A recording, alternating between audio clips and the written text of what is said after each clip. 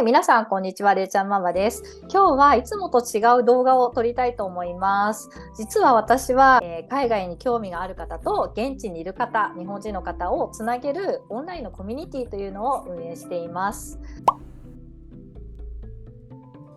で今回はそのコミュニティのアンバサダーの方にゲストに来ていただきました。ありがとうございます。で海外ですでに活躍されているゲストをお呼びして今日はいろいろ聞いていってしまいましょうという企画になります。よかったら最後までご覧ください。今日のゲストはオーストラリア歴20年、オーストラリアの高校で教師のご経験があり、IELTS のスコア、アカデミックで 8.0 を持っているバイリンガルシングルマザーの笹原舞子さんに来ていただきました。ありがとうございます。はい、ご紹介いただきましてありがとうございます。私、笹原舞子と申します。そうですね、先ほどご紹介いただいたようにオーストラリアに長い間住んでいたのと、今はですね日本に帰国して帰ってきてはいるんですけれども、そういった経験をですね今日は皆様に少しでもお伝えできればと思いまして聞いていただければと思います。よろしくお願いします。そう、舞子さんはオーストラリアに20年以上ということでかなり長くお住まいだったと思うんですけれども、そもそもなんですがオーストラリアに行かれたきっかけっていうのはどういった感じだったんでしょうか？一番初めにオーストラリアに行ったきっかけというのがですね、高校生の頃になりますので、東京出身なんですけれども、オーストラリアに短期の留学をするというプログラムが始まりまして、当時はですねアメリカの方が行きたいって人が多かったようで、一番初めの募集の時には人が集まらなすぎて、2回目の募集があった時に人が集まらないと困るということで、行くつもりはなかったんですけども、そうですね、行ってみようかなということで、きっかけで高校の1年生の時にですね、1ヶ月ぐらいの短期の留学なんですけれども、その姉妹校として1ヶ月ホームステイをするという、そういう交換留学のプログラムに参加したのがきっかけです。そうなんですね。1ヶ月だけ一番最初に行かれたんですね。その後どうされたんですか？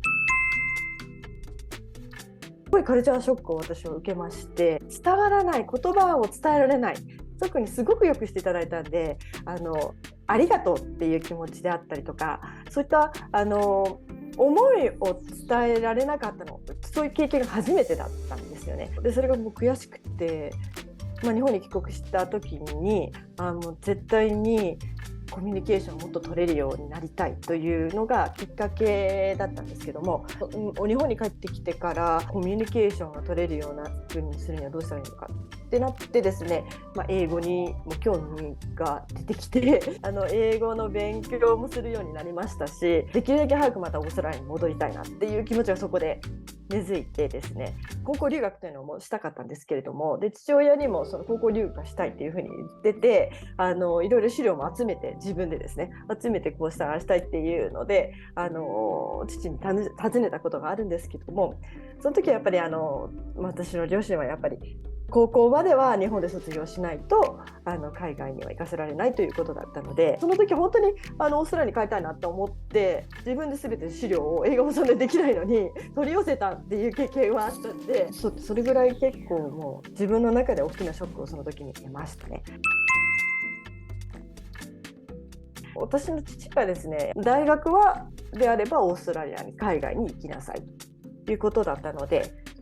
その当時もトフルというものがあったので、トフルの勉強はしていました。高校卒業してすぐにオーストラリアに行きました。でもオーストラリアの場合は大学始まるのが2月の初めとかなので、日本の卒業は3月なので1年ぐらいですね、語学学校に行きまして、大学自体もすごいオーストラリアの田舎の大学に入って、そしてそこでもともとそれはやりたかったことなんですけど、子供が好きだった、あとは人とのコミュニケーションを取りたいっていうところから教育学部を目指しまして、で教育学部に入ったというそうなんですね。じゃあ一はい番最初に、オーストラリアに行かれたきっかけが、まず高校生の時のその1ヶ月のホームステイでこうちょっとカルチャーショックを受けて、で英語を学びたいということで高校留学も考えられてたんですけれども、ちょっとそれは夢が叶わずということで、いよいよ大学の進学の際にオーストラリアの大学を受験して、でそちらからオーストラリアにということになられたということですね。はい、そうすると、最初はじゃあ本格的に移住というかオーストラリアに長く住まれたのは大学生の時ということですよね。そうですね。はい。その場合はあれですよね、大学生なのでスチューデントビザを取られて。そうですね、スチューデントビザを取りました。海外の大学って入るのも大変だと思うんですが、日本は大学の入学するのに入学受験が大変ですけれども、海外の場合は卒業するのがすごく大変というふうによく聞くんですが、そのあたりはいかがでしたでしょうか？間違いないですね。入ること自体はですね、ある程度の規定があれば入れるかなと思うんですけど、特に外国人というか、外からの学生さんの場合は英語力は必要ですけれども、それよりも自分がやっていけるかっていう自信の方が必要なのかなと思うんですね、入るためには。ただ卒業するというのは結構難しい。その理由としてはですね、どちらかというとですね、大学も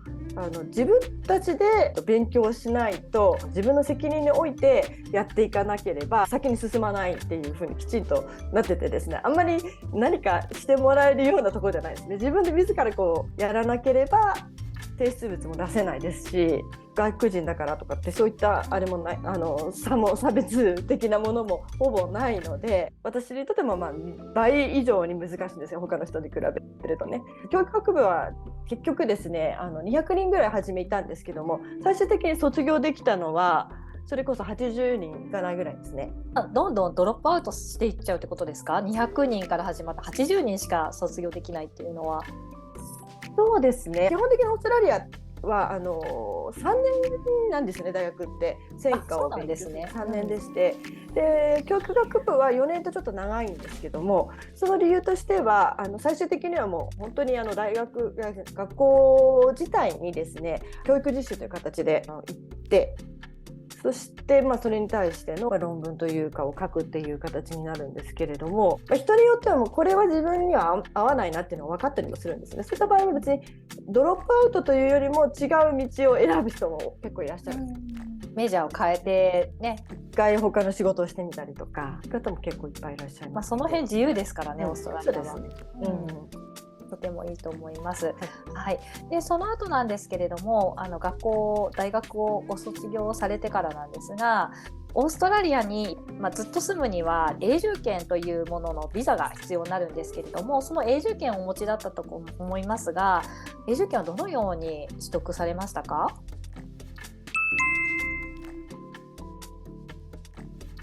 永住権は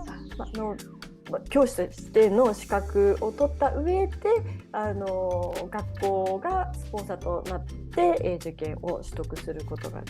できたという形になります。はい、ありがとうございます。やはりそのスポンサーがいると永住権が取りやすいっていうことなんですよね。そうですね。はい。今ね、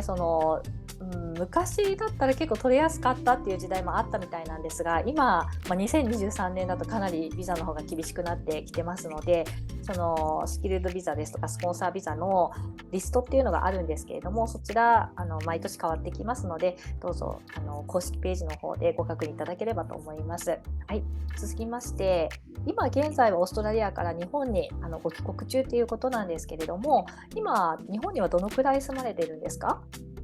ですね、こちらに帰ってきてから2年半経ちました。そうしますと、オーストラリアと日本、両方に住まれて両方で育児をされているかと思うのですが、オーストラリアと日本の小学校の教育の違いについてはいかがでしょうか？日本の学校はですね、きちんとしたステップをですね、ゴールまでのステップをですね、全部計画がされている中で進んでいるような子どもたちがそれに進んでステップごとに上がっていってるような仕組みができているように思って、オーストラリアの場合はどちらかというと自発的に子どもから自分たちでこう探していくというような感じ。探していくっていうのは具体的にはどういう感じですかね。具体的には見つけていくですね。自分で答えを教えてもらうんではなくて、答えを自分たちが見つけ出す。そしてここの答えだというのは最終的に答え合わせというのをしたときにその見つけ方の過程が違うんですけども、日本の場合は見つけ方の過程から教えていくという形に感じています。それと例えばの例なんですけれども、その答えを見つけるっていうのは、エグザンポルとしてどういうものがありますか？答えはもう何でもそうなんですけども、例えば簡単なものだったらもう算数とかでも10という答えがあるとするじゃないですか。例えば1と9を足したら10になるっていうその過程を日本の場合は1足す9をすれば10になるんだよっていう1足す9のところまで教えちゃうんですけど、オーストラリアの場合はこの数字を使ってどうやったら10ができるか分かるっていうような教え方をするので、そこの中で子どもたちがそのブロックを使って10になる方法を見出すっていう形ですよね。ありがとうございます。すごく分かりやすかったです。で、算数だと、そういった思考力を、育てていけるというのがオーストラリアで、そしてきめ細やかにステップバイステップで教えてくれるのが日本の教育ということですね。ありがとうございました。はい、ではオーストラリアと日本どちらも住んでみた経験がおありということで、今まゆこさんは日本とオーストラリアどちらが個人的な意見で構わないんですけれども住みやすいですか？個人的な意見で言いますと、私はやはりオーストラリアの方が住みやすいというか、自分にとって生きやすい環境かなというふうに思います。その理由を教えていただけますか？理由としてはやはり冒頭で伝えていただいたように、結構長い間私はオーストラリアに住んでいますので、考え方であったりとかそういったものがですね、結構自由な発想をしてしまうので、日本では日本も確かにすごく私は好きだからこそ今住んでるんですけども、いいものもたくさんあるんですが、自由さと考えると私にとっての自由を得るにはやっぱりオーストラリアかなというふうに思いまして、難しいんですけどもね、スペース的なものであったりとか、住んでいる自分のそうですね、周りの環境であったりとかいうものが私にはオーストラリアの方が合っているということで、はい、そうなんですね。オーストラリアの方が住みやすさというのは今の、日本よりも個人的にはオーストラリアの方が住みやすいということなんですね。はい、でその住みやすさというのは自由というふうにおっしゃいましたけれども、具体的にはどういった自由さがオーストラリアにありますか？これはもう個人的に私の中ではですね、まず人とのコミュニケーションっていうのが結構自分の人生の中でも大切で、距離であったりとかそういったものがうまく調節できるのかなと思いますね、オーストラリアの方が。日本だとちょっとその人との距離というのにやはりプラスアルファでちょっともっと考えなきゃいけないというようなところがあるので、私はちょっと生きづらさを感じてしまうところがありますね。日本の中での社会、結構厳しい社会があるというのも知った上で、オーストラリアも厳しい部分があるのも知ってはいるんですけれども、そうですね、なので、私の中ではオーストラリアが住みやすいかなと思います。オーストラリアの方が社会における人との距離が操作しやすいっていうことですね。で、日本はその社会の人との距離がちょっと距離感が取りにくいというふうに感じられているということでしょうか？そうですね、距離を取るのにやはり自分の中で技術がいるというか、ちょっと気を使うというかね、自分のいろんなことを踏まえなきゃいけない、考えることが多いかもしれないですね日本で生活していくということが。そうですね、もはい、う気遣いの人種ですから、そうですね日本人は。そうですね。なので、気を使って生きていくのが、普通というか、はい本音とか建前とかも踏まえて、そういうところも、使って生きていかなきゃいけないのが日本社会なのと比べて、オーストラリアっていうのは多少の本音や建前っていうところはあるかと思いますけれども、結構皆さんあんまり何も考えてないで人間関係構築されてるような雰囲気ありますよね、オーストラリアは。そうですね。オーストラリアでの人との距離というか、人々の考え方があまりそうですね、外を気にしないというか、あなたはあなた、私は私というのがきちんとしているので、そうですね。日本の場合はやはり助け合いの文化もありますし、社会というのはやっぱり共存するというところで、言ってしまえばグループ社会ということで成り立ってるかなと思うんですけど、オーストラリアの場合はどちらかというと個人個人が、必要な時には協力するというような体制かなと思うので、私にとってはそっちの方が今は生きやすく感じるという感じですね。そうですね、オーストラリアは人のこと結構構わないというか、あなたはあなた、私は私っていうような、他者を認めるというか、ある意味ドライではありますけれども、日本の場合だとやっぱり教育がみんな一緒っていうところがね、刷り込まれてますので、ちょっと違うだけで、違和感があったりとかっていうのもあるかもしれないですね。ありがとうございます。次に今後の人生の計画と目標を教えてください。今後の人生の目標としましては、今日本に住んでるんですけども、やはり私はオーストラリアに帰ると決めていまして、状況が整い次第オーストラリアに帰れればなとは考えています。でその中で、今までいろいろな経験をさせていただいていて、特に教育に携わってきまして、いろいろと日本でも仕事をさせていただいた中で、私にできることでやはり教えることがしたいなというふうに考えていますので、そうですね、学校教育に限らず、今まで自分の培ってきたその経験といったものを伝えられるような仕事をしていきたいなと思っています。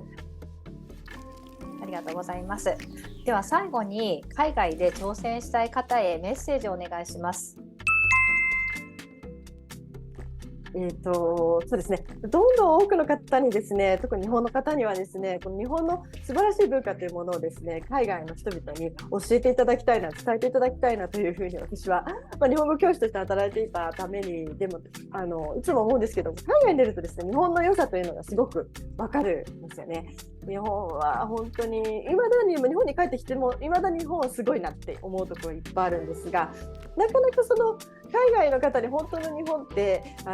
知ってもらえないので、そのためにはどうすればいいかというと、やっぱり多くの方々に海外に出て行っていただきまして、